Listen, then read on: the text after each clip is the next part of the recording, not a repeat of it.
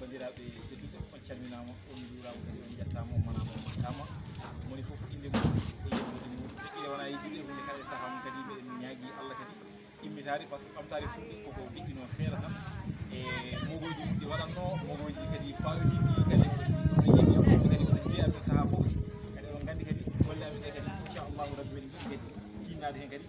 mbiɗen jiiɗi kadi jagganon amen kadi mbaɗon amen abonné ɓamtare fulɓe TV ɗo e Madina Gounass en tout cas ha joni e gonɗen ɗa o kalo ɗo noon musidɗo moon Ahmadou Gueye ɗo e Madina Gounass ɓurɗo andirede Rassa e nder mogoji ɗi ko Rassa kiɗɗi waro inchallahu rabbi e mawɗo ba e jeeya e Amadou kam fof dal bandiraɓe on calminama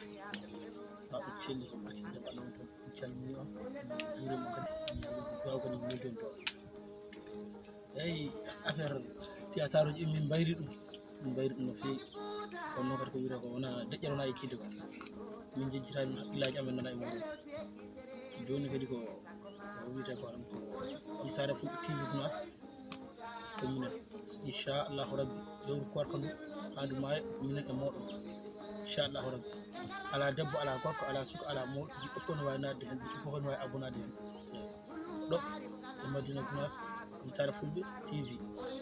jara sa musidɓe tedduɓe on calminama ko mawɗo ba woni ɗo e gomu ɓamtare fulɓe quoi goto mabɓe won ɗo salminde juurat tan kadi e ñagade yaako en mbayri nadde dental he no fewi kono deƴƴere wona yejjidde quoi mataw alhaaliji tan jaaruno noon joni eɗen jiiɗi ɓamtude golle inchallahu taala enen mbiya bandiraɓe fof ne mbatta hakkille men e site men ɓamtare fulɓe TV e o kadi groupe meɗen kadi ɓamtare fulɓe TV taw ko WhatsApp quoi ene calmina musidɓe foof kadi eɗen beltanoɓe eɗen mbiyaɓe kadi en garti korka en mabɓe affaire o ɓuuɓata quoi en ɗullat ɗum ha wuula kadi jirmini ɗum ha jirwa manam masa no wawno ni tan quoi ma en jiitu jalluɓe fof ko mbaɗata ko ma en gaddi ɗum ɗo e nder réseaux sociaux wawa fewnude ɗum ha feewa haalande ɗum bandiraɓe ko musidɗo moon mawɗo ba on calminama on juurama on jarama merci beaucoup